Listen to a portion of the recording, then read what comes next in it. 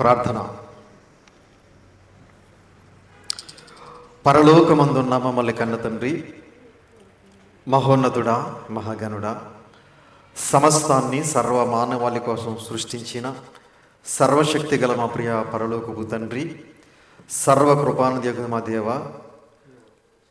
మీ ఘనమైన నామమునకు, శ్రేష్టమైన నామమునకు, శక్తి కలిగిన ఉన్నతమైన నామమునకు ప్రభు అయిన యేసుక్రీస్తు వారి పేరట స్తుతులు స్తోత్రములు చెల్లిస్తున్నాం. నాయన తండ్రి, గతించిన కాలమంతా మమ్ములను మా కుటుంబాలను కాచి కాపాడి సజీవులుగా ఉంచి మీ సన్నిధికి చేర్చి మిమ్మల్ని ఆత్మతోనూ సత్యముతోనూ ఆరాధించే గొప్ప భాగ్యాన్ని మాకు ప్రసాదించారు నాయన. అందును బట్టి క్రీస్తు వారి పేరట స్తుతులు స్తోత్రములు చెల్లిస్తున్నాం. తండ్రి మీ దాసుడు నాయన నేను మీ పక్షముగా నిలబడి తండ్రి మీ గ్రంథంలో నుండి నాయన మీ మాటలను మీ పిల్లలకు ఉపదేశించడానికి సిద్ధపడుతూ ఉండగా తండ్రి చెప్పగలిగే మంచి సమయోచితమైన జ్ఞానమును మీ ఆత్మ సహాయము నాకు అందించండి నాయన. వినుచున్న మీ పిల్లలకు అర్థం చేసుకునే మనసును, గ్రహించే హృదయమును దయచేయండి తండ్రి. మీ మాటలు తండ్రి కేవలం విని విడిచిపెట్టే శివరంగా ఉండకుండా నాయన విన్న మాటలకు లోబడి మీకు భయపడి మిగిలిన మా శాస జీవితం అంతా కూడా వాక్యానుసారంగా ఆత్మానుసారంగా జీవిస్తూ పరిశుద్ధులుగా పవిత్రులుగా నడుచుకుంటూ మిమ్మల్ని మహింపరుస్తూ ఘనపరుస్తూ సంతోషపరుస్తూ మీరిచ్చే పరలోక రాజ్యానికి మీ మాటల ద్వారా బాటలు వేసుకోవడానికి సహాయం చేయమని, కృప చూపించమని, దయ చూపించమని, మీ కృపలో మమ్మల్ని అందరినీ కూడా భద్రపరిచి కాచి కాపాడమని మీ ప్రియ కుమారుడు మా ప్రియ రక్షకుడైన యేసుక్రీస్తు వారి పేరిట చిన్న ప్రార్థన అడిగి వేడుకొంచున్నాము తండ్రి, ఆమేన్. కూడి వచ్చినటువంటి సహోదరి సహోదరులందరికీ కూడా మన ప్రభువును రక్షకుడైన యేసుక్రీస్తు వారి పేరిట హృదయపూర్వకమైన వందనములు తెలియజేస్తున్నాను. అంత బాగున్నారు కదండి? సంతోషం. ఈరోజు ఒక మంచి పాఠాన్ని మనం పరిశుద్ధ గ్రంథం ద్వారా నేర్చుకుందాం. ఈరోజు మనం నేర్చుకోబోయే పాఠం పేరు నీ దీపము ఆరిపోయిందా. నీ దీపము ఆరిపోయిందా అనే అంశాన్ని ఈరోజు మనం నేర్చుకుందాం ప్రియులారా. నీ దీపము ఆరిపోయిందా. ప్రియమైన దేవుని పిల్లలరా, దీపము అనే పదం ఇప్పుడు ఎవరూ ఉపయోగించట్లేదు, అవునండి? ఎందుకు? ఇప్పుడు దీపాలు లేవు కనుక, అంతే కదండి. ఇప్పుడు అన్ని లైట్స్ వచ్చేసాయి, ఏమండి? రకరకాల లైట్స్. ఇదివరకు దీపాలతోటే జీవనాన్ని కొనసాగించేవారు. ఆ దీపాల వెలుగులోనే చదువుకునేవారు, ఆ దీపాల వెలుగులోనే భోజనాలు చేసేవారు, ఆ దీపాల వెలుగులోనే తమ జీవితాన్ని కొనసాగించేవారు. ఇప్పుడు అన్ని లైట్లు వచ్చేసాయి. ప్రియమైన దేవుని పిల్లలారా, దీపము అనగా వెలుగిచ్చేది. దీపము మనిషికి వెలుగునిస్తుంది. ఎందుకు అంటే మన కార్యకలాపాలు చేసుకోవడానికి. అందుకే యేసుక్రీస్తు వారు 2000 సంవత్సరాల క్రితం ఈ దీపం గురించి పలికినటువంటి ఒక అద్భుతమైన మాట మనం చూడగలిగితే మత్తయి గారు రాసినటువంటి సువార్త 5వ అధ్యాయం, మత్తయి గారు రాసినటువంటి సువార్త 5వ అధ్యాయము 15వ వచనంలో ఒక అద్భుతమైన మాట తెలియజేశారు. మత్తయి గారు రాసినటువంటి సువార్త 5వ అధ్యాయము 15వ వచనాన్ని జాగ్రత్తగా చూడండి ప్రియులారా. మనుష్యులు దీపము వెలిగించి కొంచెము కింద పెట్టరు గాని అది ఇంట నుండి వారందరికీ వెలిగించుటకై దీపస్తంభం మీదనే పెట్టుదురు. ప్రియమైన దేవుని పిల్లలారా, 5:15 మత్తయి గారు రాసిన సువార్త. మనుషులు దీపము వెలిగించి కొంచెము కింద పెట్టరు కానీ. దీపం వెలిగించి ఎవరో కొంచెం కింద మంచం కింద పెడతారండి? పెట్టరు. ఎందుకంటే కొంచెం కింద పెడితే వెలుగు అనేది బయటికి రాదు. మరి ఎక్కడ పెడతారట? ఏమండి? కొంచెము కింద పెట్టరు కానీ అది ఇంట నుండి వారందరికీ వెలిగించుటకై దీపస్తంభం మీదనే పెట్టుదురు. అంటే ఇంట్లో ఉన్న వాళ్ళందరికీ వెలిగివ్వాలంటే అది ఎక్కడ ఉండాలి? దీపస్తంభం మీద ఉండాలి. అంటే ఒక స్తంభం ఉండి ఆ స్తంభం మీద పెడితే అందరికీ కూడా వెలుతురు అనేది వస్తుంది అని తెలియజేశారు. కావండి, ఇది భూ సంబంధమైనటువంటి దీపం. భూమి మీద మనకు వెలుగు ఇవ్వటానికి మనం పెట్టుకునేటటువంటి దీపం. అయితే అసలైన దీపం ఒకటి ఉంది, ఏమండి? ఆ దీపం ఏంటో ఒకసారి మనం బైబిల్ గ్రంథంలోకి వెళ్ళి చూడగలిగితే సామెతల గ్రంథము 20వ అధ్యాయం, సామెతల గ్రంథము 20వ అధ్యాయము 27వ వచనమును జాగ్రత్తగా చూడండి ప్రియులారా. సామెతల గ్రంథము 20వ అధ్యాయము 27వ వచనం చూడండి ప్రియులారా. నరుని ఆత్మ యెహోవా పెట్టిన దీపము. చాలండి. నరుని ఆత్మ యెహోవా పెట్టిన దీపము అంటే మనిషిలో ఒక ఆత్మ అనేది ఉంది. ఆ ఆత్మ దేవుడు పెట్టినటువంటి దీపము అని దేవుడు తెలియజేస్తున్నాడు. ఏమండి ప్రియమైన దేవుని వాళ్ళారా, చాలామందికి మనలో ఒక ఆత్మ ఉందనే సంగతి కూడా చాలామందికి తెలియదండి. ఏమండి చాలామంది శరీరమే నేనే శరీరం అనుకుంటా ఉంటారు చాలామంది. ఎందుకంటే వారికి తెలియదు. ఏమండి శరీరం మనము కాదు, శరీరంలో ఆత్మలుగా ఉన్నాం మనం. అంతే కదండి. శరీరంలో ఎలా ఉన్నాం? ఆత్మలుగా ఉన్నాం మనం. శరీరాన్ని విడిచిపెట్టి మనం ఏదో ఒక రోజు వెళ్ళిపోతాం. అందుకే చనిపోయిన వారిని చూడండి, ఎప్పుడు పోయాడండి అంటూ ఉంటారు. బాడీ అక్కడే ఉంటుంది కదా, ఎప్పుడు పోయాడండి అంట. అంటే పోయినోడు ఎవరు? ఏమండి పోయిందే ఆత్మ, ఇక్కడ ఉన్నది శరీరం, శవం అంటాం మనం. కనుక నరుని ఆత్మ యెహోవా పెట్టిన దీపము అన్నాడు. అంటే మనలో ఏముందనమాట? ఆత్మ ఉంది. ఆత్మే మనం. ఆత్మ ఉందా మనలో? ఏమండి చూద్దాం ఒకసారి. యోబు గ్రంథం 32వ అధ్యాయం, యోబు గ్రంథం 32వ అధ్యాయము 8వ వచనం జాగ్రత్తగా చూడండి ప్రియులారా. యోబు గ్రంథము 32వ అధ్యాయం 8వ వచనం. అయినను నరులలో ఆత్మ ఒకటి ఉన్నది. అయినను నరులలో ఆత్మ ఒకటి ఉన్నది. ఆత్మ ఉంటేనే మనం అందరికీ అవసరం. ఆత్మ లేకపోతే మనం ఎవరికి అవసరం లేదు. ఆత్మ ఉంటేనే మనం ఉనికి కలిగి జీవించగలం, చలించగలం, ఉనికి కలిగి జీవించగలం. ఆత్మ అనేది ఒక్కసారి దేహాన్ని విడిచిపెట్టి వెళ్ళిపోతే ఇంకా ఈ దేహంతో ఎవరికి పని లేదు. ప్రియమైన దేవుని వాళ్ళారు. కనుక అయినను నరులలో ఆత్మ ఒకటి ఉన్నది. నరులలో ఆత్మ ఒకటి ఉన్నది. ఎవరు పెట్టారు ఈ ఆత్మ? దేవుడు పెట్టాడని చదువుకున్నాం ఇందాక. ఏమండి నరుని ఆత్మ యెహోవా పెట్టిన దీపము. ప్రియమైన దేవుని పిల్లరా, అంటే ఆత్మను దీపంతో పోలుస్తున్నాడు. ఆత్మ దీపము అన్నాడు. ఇప్పుడు యేసుక్రీస్తు వారు 2000 సంవత్సరాల క్రితం బ్రతికున్నప్పుడు ఆయన ఒక అద్భుతమైన మాట తెలియజేశారు. అదేంటో చూడగలిగితే లూకా గారు రాసిన సువార్త 12వ అధ్యాయం, లూకా గారు రాసినటువంటి సువార్త 12వ అధ్యాయము 35వ వచనాన్ని జాగ్రత్తగా చూడండి ప్రియులారా. లూకా గారు రాసినటువంటి సువార్త 12వ అధ్యాయము 35వ వచనం. మీ నడుములు కట్టుకొని ఉండుడి, మీ దీపములు వెలుగుచుండనీయుడి. ప్రియమైన దేవుని వాళ్ళరా, మీ నడుములు కట్టుకొనుడి, మీ దీపములు వెలుగుచుండనీయుడి. ఏ దీపాలు? ఏమండి మనం కిరసనాలు వేసుకుని వెలిగించుకునే దీపాల గురించి కాదు ఆయన చెప్పేది. ఏమండి మనం ఇదివరకు వెలిగించుకునేవాం కదా, ఈ లైట్లు రాకముందు, కరెంట్ రాకముందు మనం దీపాలు వెలిగించుకునే వాళ్ళం. అవునా? రెడీమేడ్గా మనమే కొన్ని దీపాలు తయారు చేసుకునే వాళ్ళం. ఏమండి ఒక సీసా తీసుకుని మూతకు ఒక చిల్లు పెట్టి అందులో నుంచి ఒక క్లాత్ కిందకి పెట్టి అందులో కిరసనాలు వేసి ఏమండి మనమే దీపాలు రెడీ చేసుకునేవాళ్ళం. ప్రియమైన దేవుని వాళ్ళారా, ఆ దీపాల గురించి చెప్పట్లేదు యేసుక్రీస్తు వారు. ఏ దీపాలు? మన ఆత్మ అనే దీపం గురించి చెప్తున్నాడు ఆయన. ఏం చేయాలట? మీ నడుములు కట్టుకుని ఉండుడి, మీ దీపములు వెలుగుచుండనీయుడి. మీ దీపములు వెలుగుచుండనీయుడి అంటే మన దీపం వెలగాలి. వెలిగితేనే అనేక మందికి వెలుగు వస్తుంది. ఒక దీపం వెలిగితేనే అనేక మందికి వెలుతురు అనేది వస్తుంది. ఇప్పుడు మనలో ఉన్నటువంటి ఆత్మ అనే దీపం వెలిగితేనే మరికొంతమందికి వెలుగు అనేది ప్రకాశిస్తుంది. అవునా? ప్రియమైన దేవుని వాళ్ళారా, ఉదాహరణకు నేనున్నాను. ఇప్పుడు నాలో ఒక ఆత్మ ఉంది. నాలో ఉన్నటువంటి ఆత్మ వెలుగుతుంది కాబట్టి మీకు అందరికీ ఏమందుతుంది? వాక్యం అందుతుంది. అవునా? కనుక మీలో ఉన్నటువంటి ఆత్మలు కూడా ఏం చేయాలి? వెలగాలి. వెలిగితే మీ ద్వారా కూడా అనేక మందికి ఏమందుతుంది? వాక్యం అందుతుంది. మరి మనలో ఉన్నటువంటి ఆత్మ అనే ద్వీపాన్ని మనం ఎలా వెలిగించుకోవాలి? దేనితో వెలిగించుకోవాలి అనేది ఒకసారి మనం చూడగలిగితే కీర్తనల గ్రంథము 119వ అధ్యాయం, కీర్తనల గ్రంథము 119వ అధ్యాయము 105వ వచనం జాగ్రత్తగా చూడండి పిల్లలు.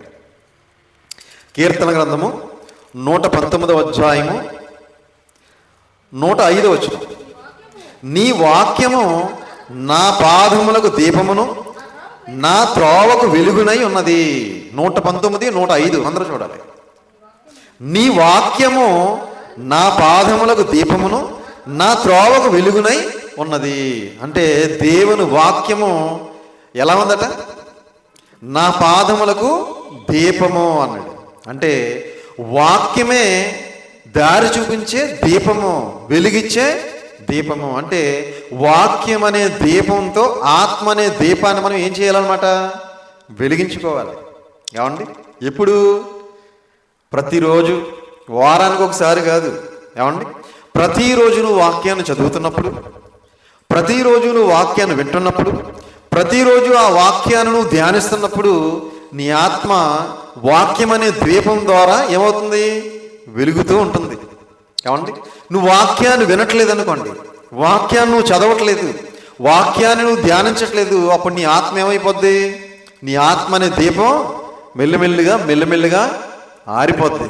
కనుక ప్రియమైన దేవుని వాళ్ళరా, నీ వాక్యము నా పాదములకు దీపమును నా త్రోవకు వెలుగునై ఉన్నది. అంటే వాక్యం అనే దీపంతో మన శరీరంలో ఉన్న ఆత్మ అనే దీపాన్ని ప్రతిరోజు కూడా వెలిగించుకుంటూ ఉండాలి, లేకపోతే ఆరిపోయే ప్రమాదం ఉంది. అందుకే సొలొమోను గారి ద్వారా దేవుడు సామెతల గ్రంథంలో ఒక అద్భుతమైన మాట తెలియజేశాడు. సామెతల గ్రంథము 6వ అధ్యాయం, సామెతల గ్రంథం 6వ అధ్యాయం 23వ వచనం జాగ్రత్తగా చూడండి పిల్లలు. సామెతల గ్రంథం 6:23. ఆజ్ఞ దీపముగాను ఉపదేశము వెలుగుగాను ఉండును, శిక్షార్థమైన గద్దింపులు జీవ మార్గములు. 6:23 సామెతల గ్రంథం. ఆజ్ఞ దీపముగాను ఉపదేశము వెలుగుగాను ఉండును. ఆజ్ఞ ఎలా ఉందట? దీపముగా ఉందంట. ఏమండి? దేవుని ఆజ్ఞలతో ఆత్మ అనే దీపాన్ని మనం ఏం చేసుకోవాలి? వెలిగించుకోవాలి. మరి వెలిగించుకుంటున్నారా? ఏమండి? వెలిగించుకోవట్లేదండి. ఏమండి? వెలిగించుకోవాలనే సంగతి తెలియదు చాలామందికి. ఇప్పుడు నిత్యము వాక్యం వినేవారు, నిత్యము వాక్యం చదివేవారు, నిత్యము వాక్యానికి లోబడేవారి జీవితాలు ఎలా ఉంటాయి? అసలు వాక్యం వినని వారు, వాక్యాన్ని చదవని వారి జీవితాలు ఎలా ఉంటాయి? ఒకసారి ఆలోచించండి. ఏమండి? ప్రతిరోజు వాక్యం చదివేవారు, ప్రతిరోజు వాక్యాన్ని వినేవారి జీవితాలు ఆత్మీయంగా చాలా అద్భుతంగా ఉంటాయి. అదే వాక్యాన్ని చదవరు, వాక్యాన్ని వినరు, వాక్యం అంటే ఆసక్తి ఉండదు, వాక్యాన్ని పట్టించుకోరు, అలాంటి వారి జీవితాలు ఎలా ఉంటాయి చూడండి. వారిలో ఒక భయము, భక్తి, విశ్వాసము, పరలోకం వెళ్ళాలనే ఆలోచన ఇలాంటివి ఏమీ ఉండవు. ఎందుకు? వారి ఆత్మ ఆల్రెడీ ఆరిపోయింది. అర్థమవుతుందా?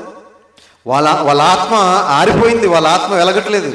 వారి ఆత్మ వెలగాలి అంటే వాక్యం అనే దీపం ద్వారా మన ఆత్మ అనే దీపాన్ని వెలిగించుకుంటూ ఉండాలి. ఇది ప్రతిరోజు జరగవలసిన ప్రక్రియ. ఏమండి? గ్యాప్ వచ్చినప్పుడు చూడండి, అంత ఇంట్రెస్ట్ అంతా వెళ్ళిపోతూ ఉంటుంది, ఆసక్తి అంతా తగ్గిపోతూ ఉంటుంది. ఎప్పుడు కూడా మనం గ్యాప్ రాకుండా చూసుకోవాలి. దేనికి? వాక్యం వినటానికి, వాక్యం చదవడానికి, దేవుని సన్నిధిలో కూడుకోవడానికి, దేవుణ్ణి ఆత్మతో సత్యముతో ఆరాధించటానికి గ్యాప్ రాకుండా చూసుకోవాలి. ఒక 2-3 వారాలు మానేశారనుకోండి కొంతమంది, వాళ్ళకి అంత ఇంట్రెస్ట్ ఉండదు. ఏమండి? ప్రియమైన దేవుని వాళ్ళారా, కనుక ఆజ్ఞ దీపముగాను ఉపదేశము వెలుగుగాను ఉండును. ఆజ్ఞ ఎలా ఉందట? దీపముగా ఉంది. అంటే దేవుని ఆజ్ఞల ద్వారా ఆత్మ అనే దీపాన్ని మనం ఏం చేయాలి? ప్రతిరోజు కూడా వెలిగించుకుంటూ ఉండాలి, లేకపోతే మన ఆత్మ ఆరిపోయే ప్రమాదం ఉంది ప్రియులరా. ఏమండి? ఇప్పుడు లైట్లో కూడా కిరసనాలు అయిపోయింది అనుకోండి, దీపం ఏమైపోద్ది? ఆరిపోద్ది. అవునా? గ్యాస్ లైట్ అనుకోండి, గ్యాస్ అయిపోతే ఆటోమేటిక్గా ఆరిపోద్ది.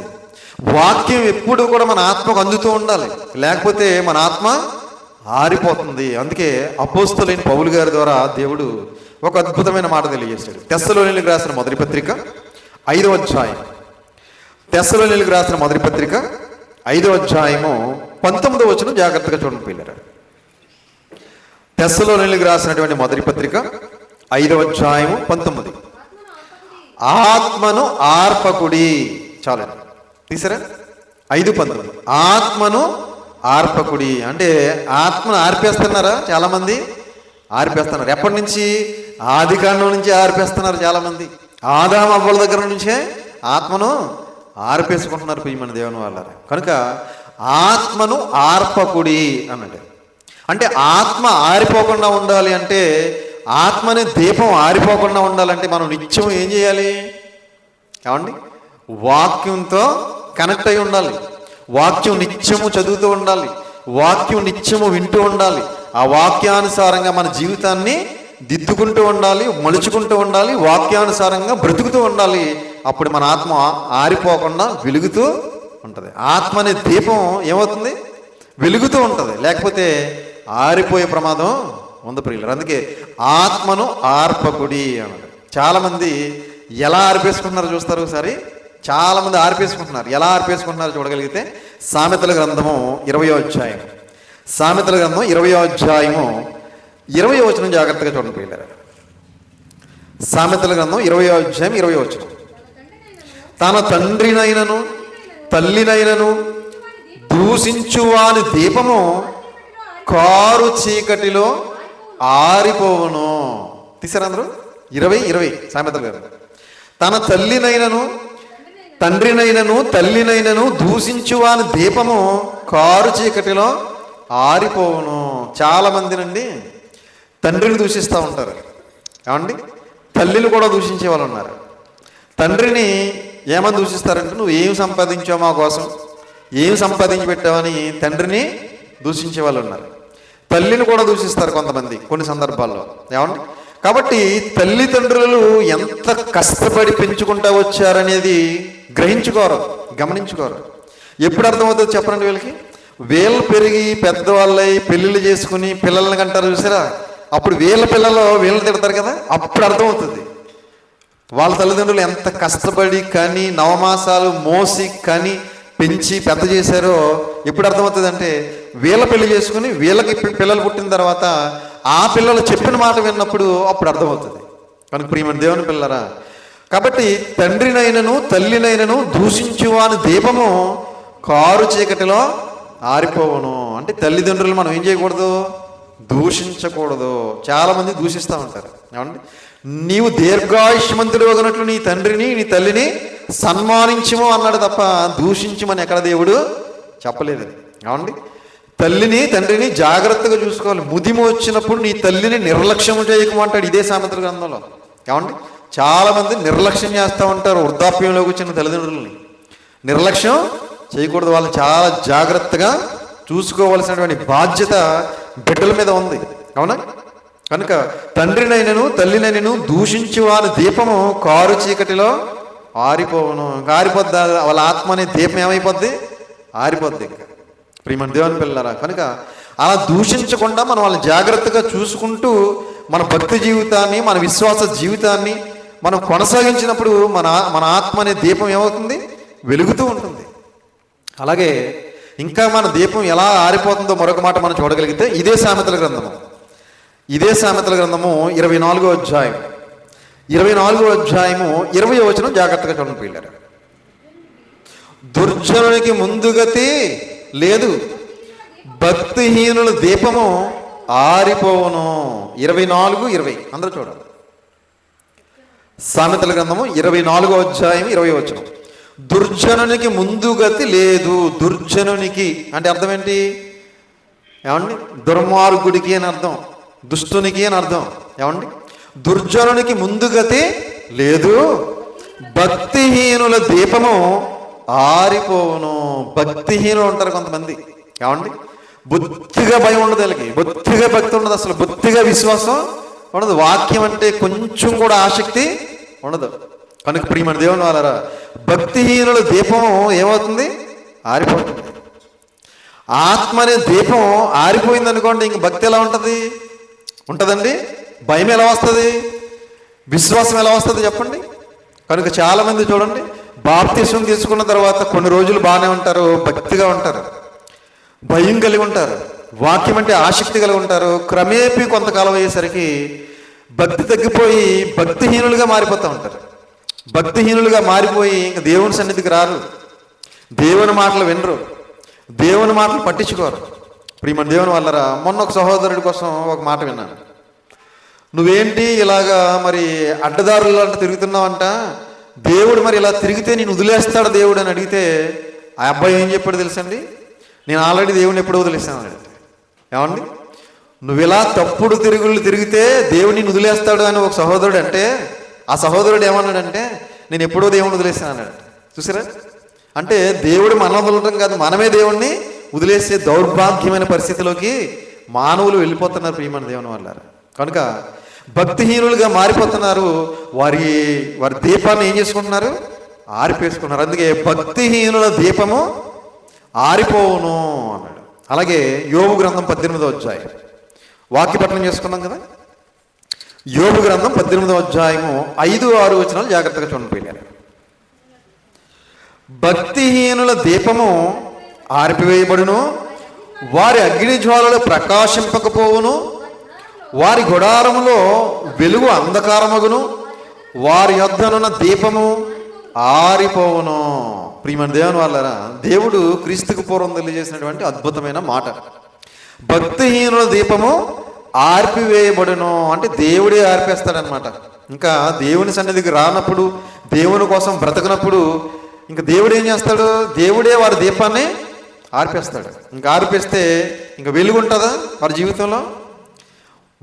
వాళ్ళు వెళ్ళగరు. ఇంకా మరికొంతమందిని వెలిగించే అవకాశం ఉండదు.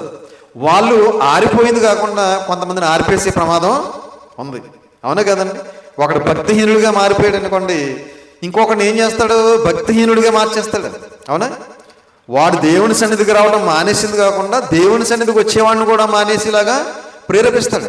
కనుక భక్తిహీనుల దీపము ఆరిపోవును, వారి అగ్ని జ్వాలలు ప్రకాశింపకపోవును, వారి గుడారంలో శరీరం అనే గుడారంలో వెలుగు అంధకారమగును, వారి యొద్దనున్న దీపము ఆరిపోవును. ఆరిపోద్ది. ఇంకా ఏమండి మారిపోతారు. ఇంకా ఎలా మారిపోతారు? భ్రష్టులుగా మారిపోతారు, దుస్తులుగా మారిపోతారు, దుర్మార్గులుగా మారిపోతారు, అవివేకులుగా అజ్ఞానులుగా మారిపోతారు, అహంకారులుగా మారిపోతారు. ఇంక వాళ్ళు దేవుని సన్నిధికి రారు ప్రియమైన దేవుని వల్ల. అలా లోకంలో కొట్టుకుపోతారు అనమాట. ఒక తప్పు మీద తప్పు, పాపం మీద పాపం చేస్తూ పాపం చేయడంలో పట్టభద్రులుగా మారిపోయి పాతాళానికి జారిపోతారే తప్ప మరలా దేవుని సన్నిధికి వచ్చి దేవుని వాక్యం విని దేవుని వాక్యం ద్వారా తమ ప్రవర్తన సరిదిద్దుకుని మరలా భయభక్తులు కలిగి జీవించి మరలా తమలో ఉన్న ఆత్మ అనే దీపాన్ని, వాక్యం అనే దీపం ద్వారా వెలిగించుకునే అవకాశం వారికి ఉండదు ప్రియమైన దేవుని వల్ల. కనుక ఈరోజు చాలామంది జీవితాలు అలాగే ఉన్నాయండి. క్రైస్తవ్యంలో చాలామంది జీవితాలు ఎలా ఉన్నాయంటే అదే విధంగా ఉన్నాయి. ఆర్పేసుకుంటున్నారు ఆత్మను ఆర్పేసుకుని ఇదిగో ఈరోజు సమాజంలో తెగిపోయిన గాలిపటంలాగా తిరుగుతున్నారు. ఏమండి? వారి ముగింపు భయంకరంగా ఉంటుంది పిల్లలు. ఒక తుఫానికి ఒక చెత్తంతా ఎగురుకుంటూ వెళ్ళి ఒక ముళ్ళ కంపకి ఎలాగైతే గుచ్చుకుని ఆగుతుందో అలా అయిపోయినాయి చాలామంది జీవితాలు ప్రియులారు. కనుక ఈరోజు మనిషి ఈ లోకంలో ఈ జీవితంలోనే ఆనందపడాలనుకుంటున్నాడు, సంతోషపడాలనుకుంటున్నాడు, సర్వసుఖాలు అనుభవించాలనుకుంటున్నాడు. అంతేగాని ఈ జీవితం తర్వాత మరొక జీవితం ఉంది, ఆ జీవితాన్ని సొంతం చేసుకోవాలనే ఆలోచన మనిషికి రావట్లేదు ప్రియమైన దేవుని వల్ల. కనుక భక్తిహీనుల దీపం ఏమైపోద్దట? ఆరిపోతుంది అన్నాడు. అందుకే సామెతల గ్రంథంలో ఎవరు దీపం వెలిగించబడుతుందో చెప్పాడు చూడండి. సామెతల గ్రంథం 13వ అధ్యాయం, సామెతల గ్రంథం 13వ అధ్యాయము 9వ వచనం జాగ్రత్తగా చూడండి పిల్లలు. నీతిమంతుల వెలుగు తేజరిల్లును, భక్తిహీనుల దీపము ఆరిపోవును. 13:9 సామెతల గ్రంథం. నీతిమంతుల వెలుగు తేజరిల్లును అంటే నీతిమంతుల దీపం ఏమవుతుంది? తేజరిల్లుతుంది, ప్రకాశిస్తుంది, వెలుగుతుందని తెలియజేస్తున్నాడు. అంటే మనం నీతిమంతులుగా మనం బ్రతికినట్లయితే, మనం యథార్థంగా మనం బ్రతికినట్లయితే మన దీపం ఏమవుతుంది? తేజరిల్లుతుంది అని చెప్తున్నాడు. ఏమండి? మనలో నీతి లేదు, మనలో యథార్థత లేదు, మనలో పరిశుద్ధత లేదు, మనలో పవిత్రత లేదు. అప్పుడు మన దీపం తేజరిల్లుతుందండి? మన దీపం వెలగదు, మన దీపం ప్రకాశించదు, మన దీపం తేజరిల్లదు, మన దీపం ఆరిపోతుంది. అందుకే నీతిమంతుల వెలుగు తేజరిల్లును, భక్తిహీనుల దీపము ఆరిపోవును. భక్తిహీనత అనేది మనలోకి రాకూడదు ప్రియులారా. ఏమండి? రక్తహీనత అనే పదం ఎప్పుడైనా విన్నారా? రక్తం లేని వాడిని రక్తహీనత అంటారు. అవునా? రక్తం లేకపోతే మనిషి ఎలా చచ్చిపోతాడండి. రక్తం తక్కువగా ఉంటే చచ్చిపోతాడు మనిషి. అలాగే భక్తి తగ్గిపోయిందనుకోండి, ఆ మనిషి కూడా భౌతికంగా బ్రతుకున్నా ఆత్మీయంగా దేవుని దృష్టిలో ఏమవుతాడు? చచ్చిపోతాడు, ఆరిపోతాడు. అందుకే భక్తిహీనుల దీపము ఆరిపోను అన్నాడు. కాబట్టి నీతిమంతులుగా మనం బ్రతికితే మన వెలుగు తేజరిల్లుతుంది, మన ఆత్మ వెలిగించబడుతుంది. కనుక ప్రియమైన దేవుని పిల్లలారా, మన ఆత్మను మనం ఆరిపేసుకోకుండా వాక్యం అనే దీపంతో మనం నిత్యము వెలిగించుకుంటూ మనం వెలుగుతూ అనేక మందిని వెలిగించాలి. ఏమండి? మనం వెలుగుతూ ఏం చేయాలి? మరికొంతమందిని వెలిగించాలి. మనం క్రీస్తు మార్గంలో నడుచుకుంటూ మరికొంతమందిని ఈ మార్గంలో నడిపించాలి. అలా నడిపిస్తున్నప్పుడు మనం వెలుగుతున్నామని అర్థం, మన దీపం వెలుగుతుంది అని అర్థం. మన ఆత్మ అనే దీపం వెలుగుతుంది, ప్రకాశిస్తుంది అని, తేజరిల్లుతుంది అని అర్థం. మనం నడుచుకోకుండా ఎవరిని నడిపించట్లేదు అంటే మన దీపం వెలుగుతుందా, ఆరిపోయిందా? ఏమండి? ఆరిపోయిందని అర్థం. కాబట్టి ప్రియమైన దేవుని పిల్లలారా, ఒకటే గుర్తుంచుకోండి, మనం నడుచుకుంటూ మరి కొంతమందిని నడిపిస్తున్నామా, మన ఆత్మ అనే దీపం వెలుగుతూ ఉంది, ప్రకాశిస్తుందని అర్థం. మనం నడుచుకోవట్లేదు, ఎవరిని నడిపించట్లేదు అంటే మన దీపం ఎప్పుడో ఆరిపోయింది. కాబట్టి ప్రియమైన దేవుని వాళ్ళారా, మన ఆత్మ అనే దీపాన్ని ఆర్పేసుకోకుండా దేనిని ఆర్పాలో చూస్తారు. ఒకసారి దేనిని ఆర్పాలో చూడగలిగితే ఎపిసిలకు రాసిన పత్రిక 6వ అధ్యాయం, ఎపిసిలకు రాసిన పత్రిక 6వ అధ్యాయం 16వ వచనం చూడండి. ఎపిసిలకు రాసిన పత్రిక 6వ అధ్యాయం 16. ఇవన్నీయుగాక విశ్వాసమును డాలు పట్టుకొనుడి, దానితో మీరు దుష్టుని అగ్నిబాణములన్నిటినీ ఆర్పుటకు శక్తిమంతులగుదురు. 6:16 ఎపిసి పత్రిక. అందరూ చూడాలి. ఇక్కడ దేవుడిచ్చే సర్వాంగ కవచం గురించి తెలియజేస్తూ, రక్షణ అనే శిరస్త్రాణము, విశ్వాసం అనే డాలు, సమాధాన సువార్త వలన సిద్ధ మనసు అనే జోడు, సత్యం అనే దట్టి, నీతి అనే మైమరు, వాక్యం అనే ఆత్మకడ్గం, ఇవన్నీ చెప్పుకుంటూ వస్తూ ఇక్కడ విశ్వాసం అనే డాలు గురించి చెప్తున్నాడు. 16వ వచనంలో ఇవన్నీయుగాక విశ్వాసమును డాలు పట్టుకొనుడి, దానితో మీరు దుష్టుని అగ్నిబాణములన్నిటినీ ఆర్పుటకు శక్తిమంతులగుదురు. ఏమండి? విశ్వాసం అనే డాలు పట్టుకోవాలి మనం. విశ్వాసమే లేకుండా పోయింది ఈరోజు చాలా మందికి. అవునా? విశ్వాసం లేదు ఈరోజు చాలా మందికి. అవిశ్వాసులుగా మారిపోతున్నారు, అల్ప విశ్వాసులుగా మారిపోతున్నారు. ఏదైనా చిన్న కష్టం వస్తే, ఏదైనా చిన్న ఇబ్బంది కలిగితే, ఏదైనా చిన్న రోగం వస్తే, ఏదైనా ప్రమాదం జరిగితే వెంటనే విశ్వాసం నుంచి తొలగిపోతున్నారు. ప్రియమైన దేవుని వాళ్ళారా, ఏమండి? మొదటి శతాబ్దంలో అపోస్తులకు ఎలాంటి కష్టాలు వచ్చాయండి? రాళ్లతో కొట్టేవారు, రంపాలతో కోసేవారు, తారు పూసి తగలబెట్టేవారు, సింహాల బోనులో వేసేవారు. అయినా సరే వాళ్ళ విశ్వాసం ఇంచు కూడా తగ్గలేదు. పోతే పోయింది, ఈ జీవితం ఎప్పటికైనా పోవలసిందే కదా, అసలైన జీవితం మాకు పరలోకంలో ఉందనుకున్నారు. అందుకే ఎక్కడ కూడా వెనక్కి తిరిగి చూడలేదు. అందుకే వారి విశ్వాసం ఎక్కడ తగ్గలేదు. కాబట్టి ప్రియమైన దేవుని పిల్లలారా, ఎలాంటి ప్రతికూల పరిస్థితులు వచ్చినా సరే మన విశ్వాసం నుంచి మనం వెనకడుగు వెయ్యకూడదు.